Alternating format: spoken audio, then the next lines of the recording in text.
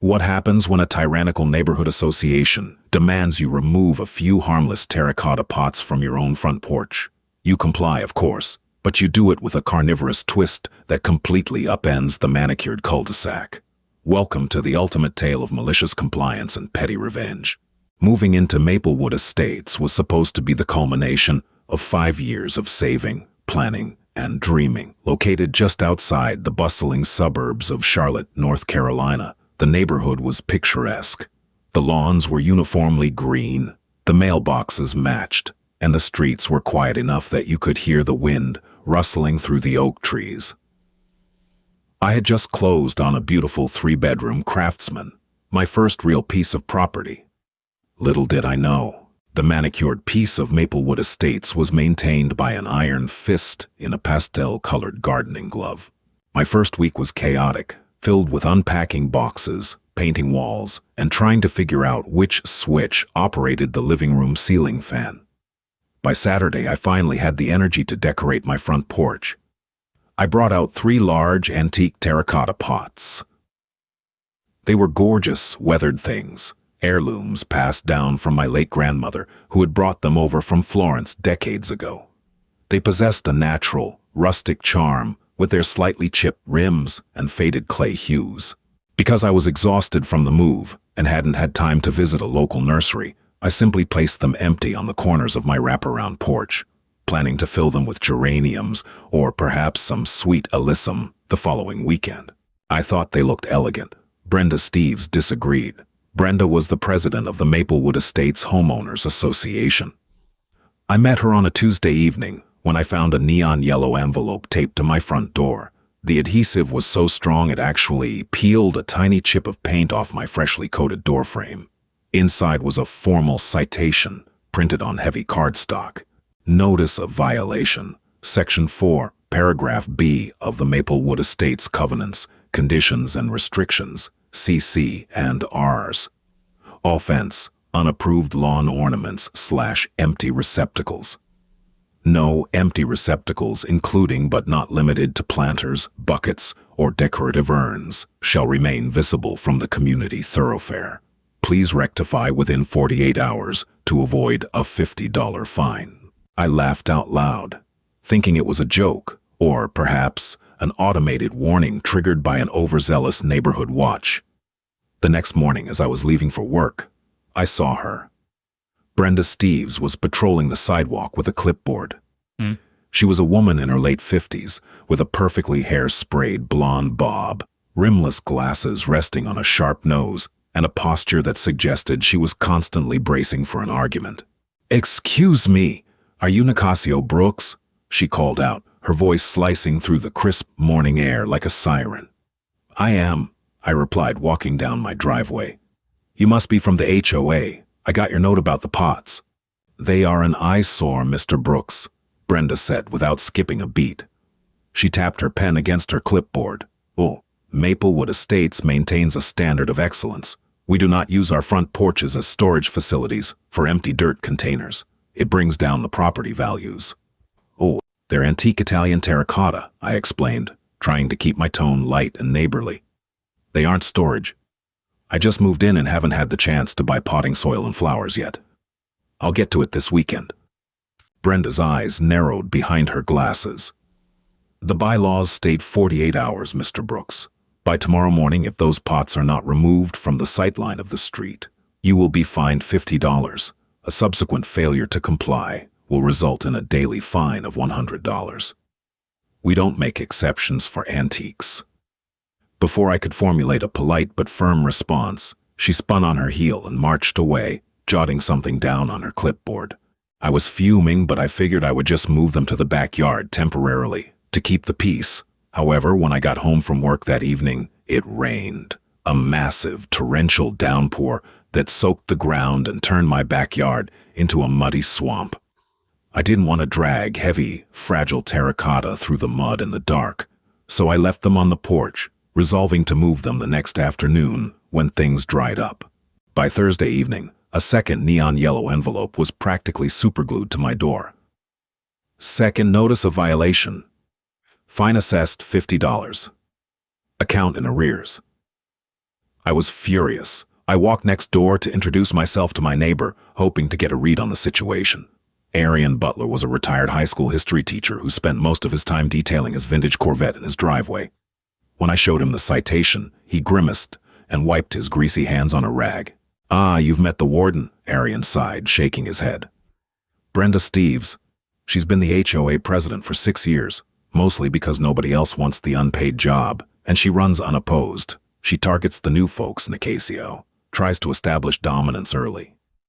Last year, she fined the Miller family $300 because their children's sidewalk chalk was deemed unapproved street graffiti." "Are you serious? Over chalk?" I asked, appalled. "Dead serious. And she's got eyes everywhere. Cynthia Higgins lives across the street from you. She's Brenda's second in command. She watches the street through her plantation shutters all day." Arian pointed a wrench discreetly toward the beige house across the asphalt. "If I were you, I'd just pay the $50 and hide the pots. It's not worth the war." But as I stood on my porch that night, looking at my grandmother's beautiful, harmless pots, a stubborn fire ignited in my chest.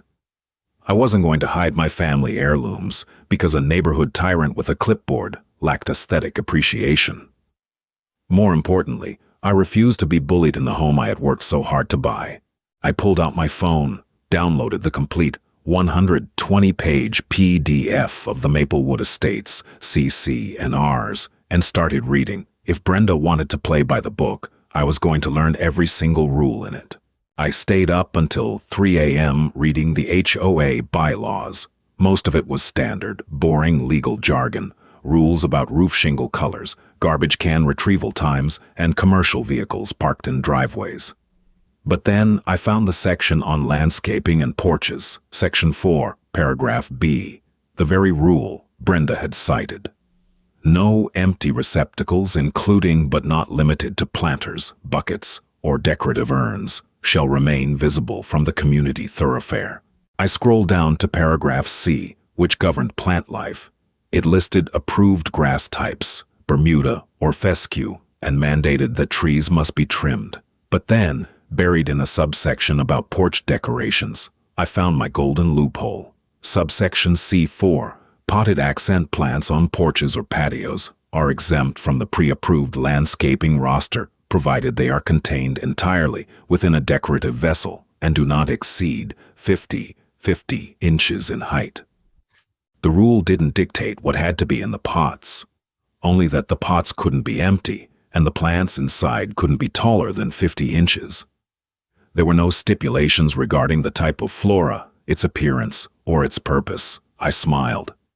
The pots wouldn't be empty by Sunday. Saturday morning, I skipped the local big box hardware store and drove 45 minutes out to a specialized, exotic plant nursery I had found online.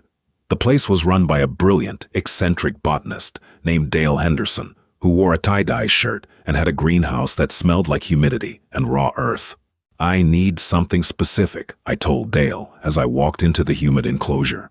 "I need plants that fit in large outdoor terracotta pots, thrive in the North Carolina summer humidity, and look intimidating." Dale raised an eyebrow. "Intimidating? You looking to scare off deer or neighbors?" "Neighbors," I replied honestly. Dale's eyes lit up with a mischievous twinkle. He led me to the back of the greenhouse, pulling back a heavy plastic tarp. "Welcome to the little shop of horrors," he chuckled. Before me was a massive collection of carnivorous plants.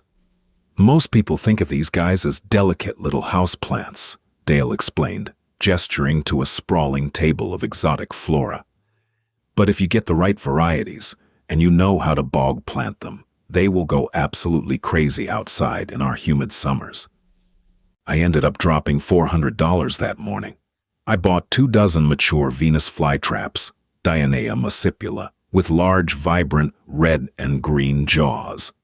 I bought several clusters of Sarracenia, specifically the white pitcher plant, which grew tall, veiny, trumpet-like tubes that looked like alien arteries. Finally, I picked up a few Drosera, or Cape sundews, which featured long, tentacle-like leaves covered in glistening, sticky droplets of digestive enzymes. Dale taught me how to line my porous terracotta pots with plastic to to retain moisture, creating a miniature bog environment using pure sphagnum peat moss and perlite. Distilled or rainwater only, he warned me, and let them eat the local bugs. Don't fertilize them. I spent my entire Saturday afternoon on my front porch, planting my new carnivorous garden. I knew Cynthia Higgins was watching me through her blinds. I could literally see the plastic slats twitching across the street. I made sure to take my time, carefully arranging the tall pitcher plants in the center of the pots, surrounding them with the sprawling sundews, and lining the edges with the snapping jaws of the Venus flytraps. When I was finished, the antique pots looked magnificent, bizarre, and utterly alien. The beautiful Italian terracotta was now overflowing with spiky, sticky, jaw-snapping flora. They were far from empty. Monday morning, right on schedule, Brenda Steves marched up my driveway. I was sitting on the porch sipping my morning coffee, waiting for her. "Mr. Brooks," she barked, stopping at the bottom of my porch stairs. Her eyes locked onto the pots and her jaw dropped. "What in the name of heaven are those monstrosities?" "Good morning, Brenda." I smiled warmly, taking a sip of coffee. "Those are my potted accent plants. As you can see, the receptacles are no longer empty." Brenda marched up the steps, leaning in to inspect one of the pots. Just as she brought her face close, a large horsefly landed on one of the open Venus flytraps. In a fraction of a second, the trap snapped shut with a faint but audible click, trapping the fly inside. Brenda shrieked and stumbled backward, nearly tripping over her own loafers. They're alive," she gasped, clutching her clipboard to her chest like a shield. "Well, yes, most plants are," I replied, suppressing a laugh. "They are carnivorous bog plants, native to the Carolinas, actually. They're wonderful for pest control." "They are disgusting," she spat, her face turning a mottled shade of crimson. "This is a residential neighborhood, not a swamp. You will remove them immediately. This is a violation of the community aesthetic." "Actually," I said, reaching into my pocket and pulling out a folded, printed copy of the CC and Deidre's. I handed it to her, highlighting the specific section in bright yellow marker. According to subsection C4, potted accent plants are exempt from the pre-approved landscaping roster, provided they are in a vessel and under 50 inches. The pitcher plants are currently 20 inches tall. I am in full compliance with the bylaws. Brenda stared at the paper, her lips trembling with fury. She looked from the paper to me, and then to the sticky sundews glistening in the morning light. "This isn't over, Mr. Brooks. I'm calling an emergency meeting of the Architectural Committee. I will fine you until you are bankrupt." "Have a wonderful day, Brenda," I called out cheerfully as she stormed off, practically vibrating with rage. The war had officially begun, and I had drawn first blood. For the next 3 weeks, my front porch became the quiet sensation of Maplewood Estates. The carnivorous plants didn't just survive, they thrived. The intense Carolina humidity and the abundant supply of mosquitoes, gnats, and flies created the perfect buffet for my botanical monsters. The Venus flytraps grew wider and redder, their traps constantly full of digesting insects. The pitcher plants grew taller, their tubular bellies full of dissolved wasps. Arian Butler came over one evening with 2 beers, handing me one as he admired the pots. "I have to hand it to you, Nicasio," Arian chuckled, tapping his bottle against mine. "You've completely humiliated her. She's been going door to door, trying to get people to sign a petition to ban dangerous and exotic flora. But nobody wants to sign it." "Why not?" I asked. "Because your little monsters are eating all the mosquitoes," Arian grinned. "My wife and I sat on our patio last night for 2 hours and didn't get a single bite. The whole block is noticing the drop in bugs. Half the neighbors secretly love these things. The other half are just terrified of Brenda and are staying out of it." Brenda, however, was not one to accept defeat. The fines stopped coming, presumably because the HOA's lawyer informed her that my interpretation of the bylaws was legally sound. But the harassment took a different, more sinister form. I started noticing little things. My sprinkler system, which was timed to water the lawn, was suddenly misaligned, spraying heavily onto the porch and dumping chlorinated city water into my pots. which Dale the botanist had warned me could kill the sensitive bog plants. I fixed the sprinklers, chalking it up to a mechanical glitch. Then, a few days later, I found a handful of rock salt scattered at the base of the terracotta pots. Someone was trying to poison my plants. I knew I needed proof. I went online and ordered a set of high-end, discreet 4K security cameras with night vision and motion tracking capabilities. I spent a Saturday afternoon wiring them into the eaves of my porch, angling them perfectly to cover the pots, the driveway, and the street. They were practically invisible unless you knew exactly where to look. I didn't have to wait long for a bite. It happened on a Tuesday night, around 2:15 a.m. My phone buzzed on my nightstand, the security app alerting me to motion on the front porch. I grabbed my phone, squinting at the bright screen in the dark bedroom. The night vision feed showed a figure creeping up my driveway, illuminated in eerie grayscale. The person was wearing a dark hoodie, the hood pulled up tight, carrying a large plastic jug. I watched in real time as the figure tiptoed up my porch stairs and unscrewed the cap of the jug, hovering over my grandmother's antique terracotta pot. I didn't hesitate. I leapt out of bed, sprinting down the hallway in my boxer shorts and a t-shirt. I threw open the front door and hit the switch for the heavy floodlights I had installed the week before. The porch lit up with the intensity of a football stadium. The figure yelped, dropping the plastic jug. It hit the wooden deck and spilled, the acrid, unmistakable smell of industrial bleach filling the humid air. "Don't move," I shouted, stepping out onto the porch. The figure froze, throwing their hands up to shield their eyes from the blinding light. As my eyes adjusted, I recognized the face under the hood. It wasn't Brenda. It was Gary Jenkins, the owner of a local landscaping company that held the exclusive contract to maintain the neighborhood's common areas and the lawns of several HOA board members.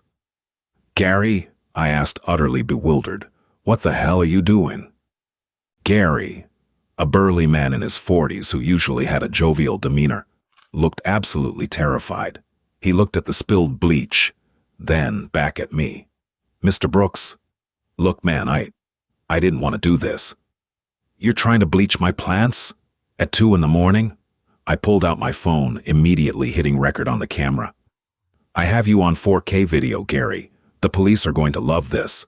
"No, please don't call the cops." Gary panicked, holding his hands up in a placating gesture. "I'll lose my business license. I'll replace the plants, I swear." "Why are you doing this?" I demanded, the pieces already falling into place in my mind. Gary sighed, his shoulders slumping in defeat. He reached into his pocket, pulled out his phone, and tapped the screen a few times before holding it out to me. "I can't afford to lose the Maplewood contract, Mr. Brooks. It's 30% of my company's income." I took his phone and looked at the text thread. The contact name was B. Steves. "Brenda, the Brooks situation is unacceptable. I need those weeds gone."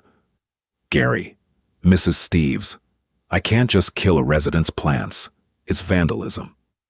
Brenda, "If those pots aren't empty by Wednesday, the HOA board will be reviewing competitive bids for the landscaping contract next month. If they happen to die of natural causes, I will personally authorize a $500 bonus for emergency weed removal. Gary, I'll see what I can do."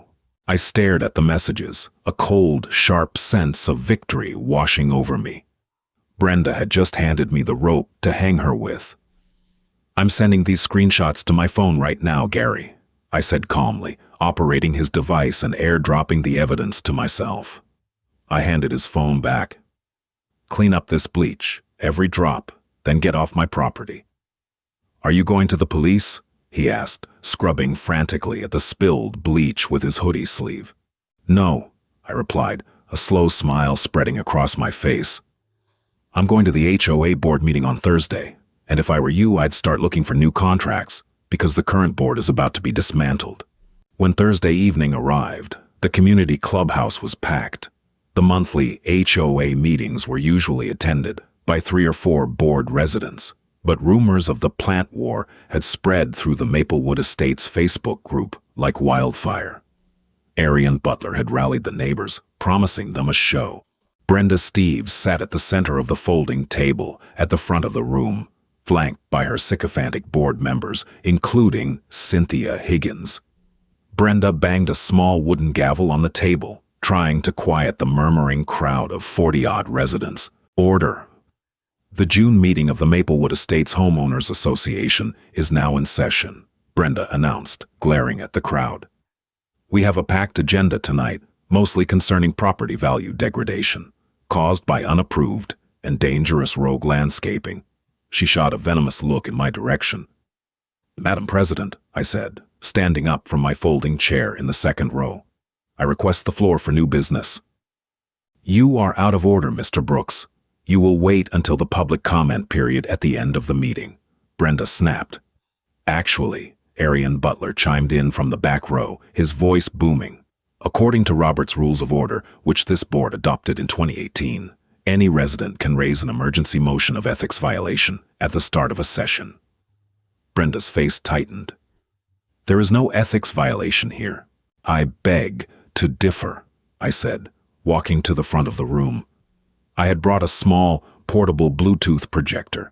I set it on a chair and pointed it at the blank white wall behind the board's table. Because I believe the president of this HOA is using community funds to solicit property damage and vandalism. The room erupted into gasps and whispers. Cynthia Higgins clutched her pearls. Literally, she was wearing a string of pearls. This is slander, Brenda yelled, standing up so fast her chair tipped over. I will have you removed for trespassing. I own a home here, Brenda. I'm not trespassing, I replied smoothly. I pulled out my phone and connected to the projector.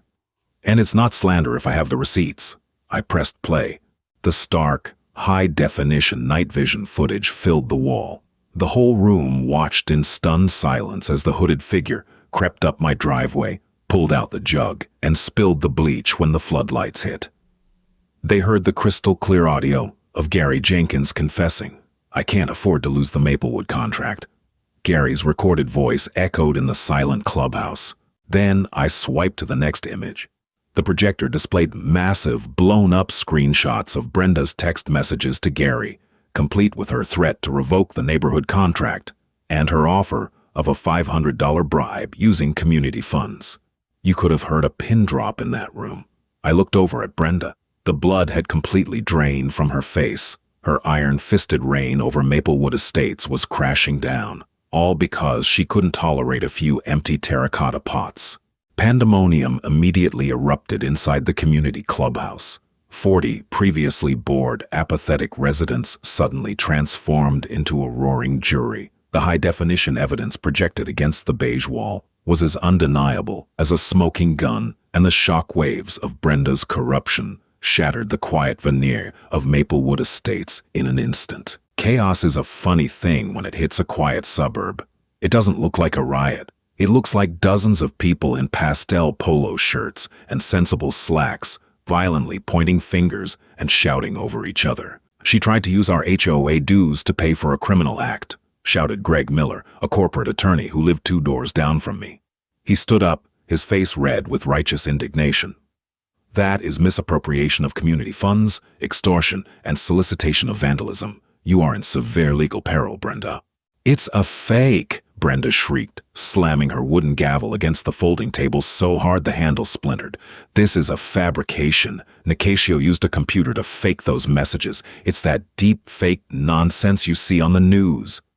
I calmly swiped my screen, and the projector shifted from the text screenshots to a live video recording of Gary Jenkins, pulling up the messages on his own phone, complete with the timestamp and Brenda's verified phone number at the top of the screen. Gary willingly handed his phone over to me, I announced, amplifying my voice to carry over the shouting. I recorded him pulling up the thread. I also have him on tape fully confessing to the entire plot. He was terrified you were going to destroy his livelihood, Brenda. You threatened to ruin a man's business just because you didn't like my grandmother's terracotta pots. The room collectively gasped again, and all eyes turned back to the center of the folding table. Brenda looked like a cornered wildcat. She turned to her left, looking for support from her longtime crony and second-in-command, Cynthia Higgins. But Cynthia was a survivor. Seeing the writing on the wall and realizing that criminal charges were suddenly on the table, Cynthia stood up, practically pushing her chair away from Brenda. "I had absolutely no knowledge of this," Cynthia declared loudly, her voice trembling but carrying an edge of absolute self-preservation. "The board was never consulted about threatening Gary Jenkins or offering him a bonus for destroying Mr. Brooks's property. This was a rogue action taken solely by the president." "Cynthia, you traitorous cow," Brenda hissed, completely losing whatever shred of southern grace she had left. "You were the one complaining about those disgusting flytraps just yesterday." "Complaining is not a crime, Brenda. Hiring a hitman for houseplants is," Cynthia shot back, clutching her pearls defensively. Arian Butler, who had been sitting quietly in the back, enjoying the spectacle, finally made his move. He stood up, a thick, spiral-bound copy of the HOA CC&Rs in his hand. He commanded the room with the practiced authority of a man who had spent 30 years controlling rowdy high school classrooms. "Everyone please quiet down," Orion boomed. The sheer volume and timbre of his voice brought the room to a stunned hush. "Thank you. Now, according to Article 7, Section 3 of our community bylaws, the homeowners may remove any board member, with or without cause, by a majority vote of a quorum present at any officially convened meeting." Arian walked down the center aisle, stopping right in front of the board's table. He looked Brenda directly in the eye. "Brenda, you have terrorized this neighborhood for 6 years. You have issued arbitrary fines, policed our children's sidewalk chalk, and now you have been caught dead to rights attempting to embezzle our money to commit vandalism," Orion said, his tone devoid of any sympathy. "I make a formal motion for an immediate vote of no confidence and the immediate removal of Brenda Steves from the HOA Board of Directors." "I second the motion," Greg Miller shouted from the front row. "You can't do this. I built this community's property values," Brenda screamed, spittle flying from her lips. She frantically grabbed her scattered papers. "This meeting is adjourned. I am adjourning the meeting." "You don't have that power once a motion of no confidence is on the floor," Greg countered smoothly, slipping into full lawyer mode. "We have a quorum. The motion is seconded. We are voting. All those in favor of removing Brenda Steves from the board, raise your hands." It was a landslide. It was a massacre. Every single hand in the audience shot into the air. Even a few teenagers who had been dragged to the meeting by their parents raised their hands enthusiastically. I looked toward the front table. Cynthia Higgins, looking pale and terrified, slowly raised her trembling hand as well. The other 3 board members immediately followed suit. "The vote is unanimous," Orion declared, snapping the rulebook shut. "Brenda, you are no longer the president, nor are you a member of this board. You will surrender the community checkbook, the landscaping contracts, and all HOA records to the interim committee by tomorrow morning, or we will have the police escort you to the bank to forcefully remove your access." Brenda stood frozen, her eyes darting around the room. She was looking for a single, sympathetic face, a single person who would defend her reign. She found nothing but cold, hard stares. For the first time since I moved into Maplewood Estates, the tyrannical warden was completely speechless.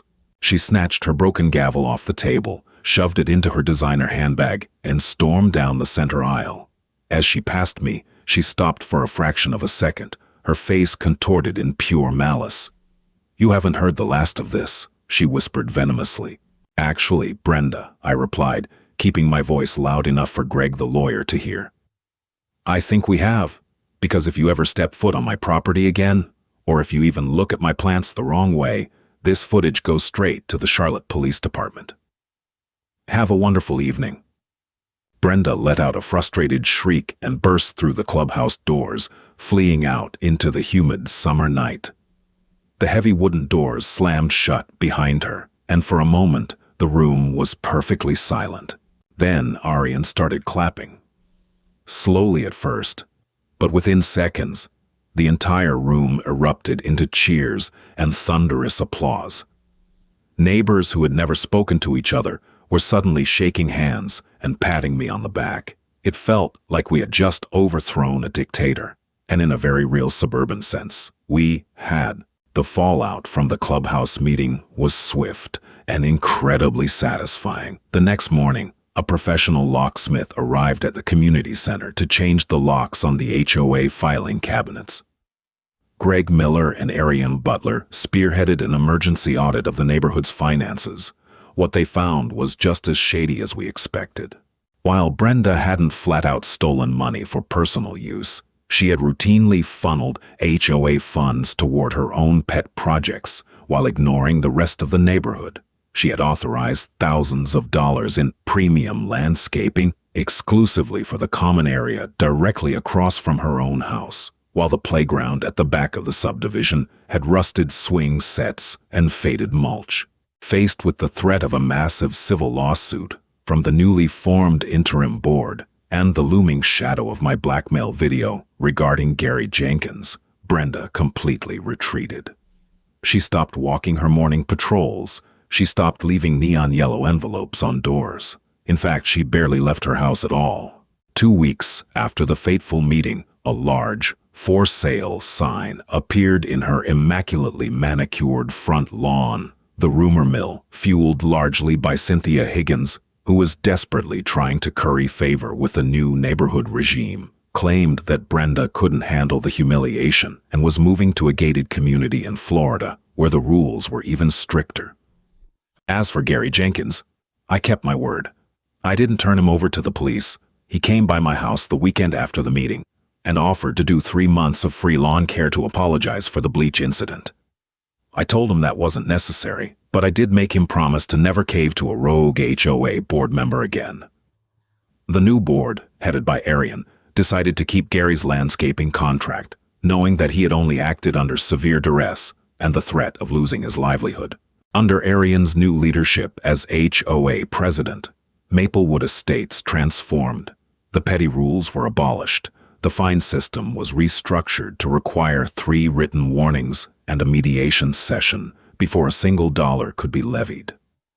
Most importantly, the restrictive list of approved flora was vastly expanded, and that is where my grandmother's terracotta pots truly made their mark on the neighborhood's history. My carnivorous bog plants had survived the drama beautifully. Without the threat of bleach or misaligned sprinklers, they grew to monstrous, magnificent proportions. The Venus flytraps were easily the size of small apples, their red jaws constantly snapping shut on unsuspecting June bugs. The pitcher plants grew almost 3 feet tall, their alien-like tubes proudly displaying their vibrant, veiny patterns. They became a neighborhood attraction. Kids riding their bikes would stop at the edge of my driveway just to watch the plants eat. I even bought a box of dead crickets from the local pet store and would let the neighborhood children toss them onto the sticky tentacles of the Cape sundews, turning botanical science into a weekend neighborhood event. But the real twist happened in late July, right at the peak of mosquito season. Other neighbors began to notice that my immediate block was practically a bug-free zone. The sheer volume of insects my plants were consuming was having a localized ecological impact. One Saturday afternoon, Beatrice Vance, a sweet elderly woman from down the street, knocked on my door. "Nicasio, dear," she said, holding a small, empty plastic planter. "I was wondering if you might tell me where you purchased those wonderful snapping plants. My back patio is just swarming with gnats, and I refuse to spray those harsh chemical bug repellents." I smiled and gave her the address for Dale Henderson's exotic plant nursery. Within a month, a glorious, quiet rebellion had taken root across Maplewood Estates. The very thing Brenda had tried to destroy had become the hottest landscaping trend in the subdivision. Walk down our street now, and you won't just see boring Bermuda grass and uniform, sterile rose bushes. You will see hanging baskets filled with trailing pitcher plants. You will see custom-built bog gardens integrated into front porches. You will see dozens of terracotta pots, none of them empty, all of them filled with glorious, bizarre, carnivorous monsters. Dale Henderson actually sent me a thank you basket in the mail, complete with a rare Nepenthes hanging pitcher plant, thanking me for single-handedly driving up his nursery sales by 400% in a single fiscal quarter.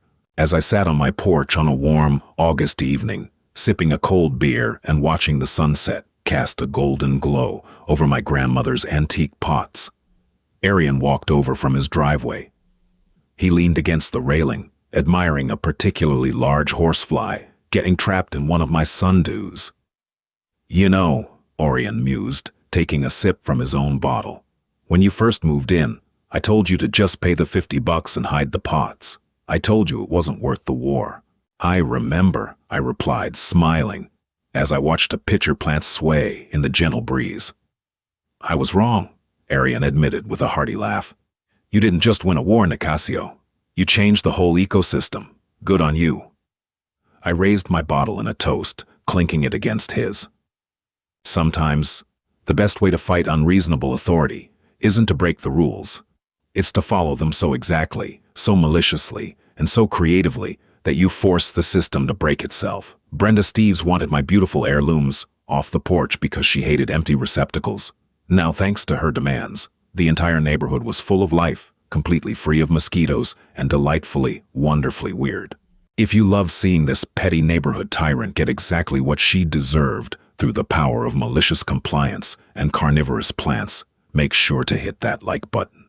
Have you ever had a crazy HOA experience? Tell me your wildest stories in the comments below. I read every single one. Don't forget to share this story with your friends and subscribe to the channel for more epic revenge stories and real-life drama. Catch you in the next one.